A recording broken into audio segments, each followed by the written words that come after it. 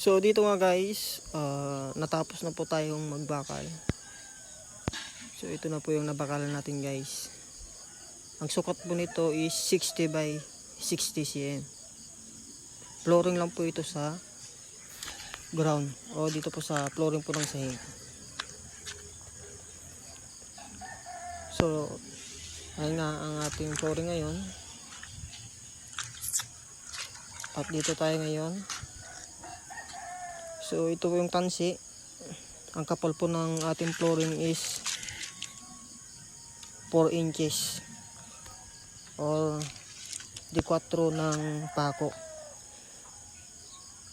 So bago tayo magbuhos guys, ay lalagyan po natin, mag-spray po tayo dito ng home trick o yung goodbye anay para hindi po makapasok yung anay, para hindi po manay po ang ating bahay.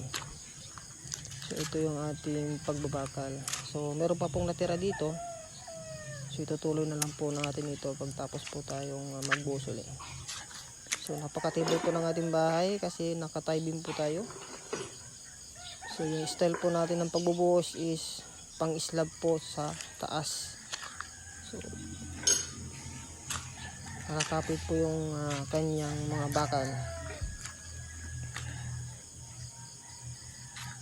So yan nga guys ang ating vlog ngayon.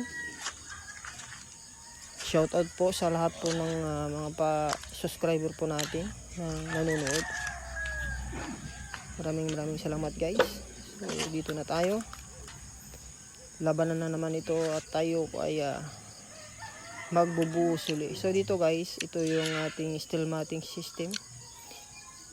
Imbis na sintada, ay ito na po yung ating linagay para tipid po tayo. So yan po yung kanyang pagka-assemble mga guys.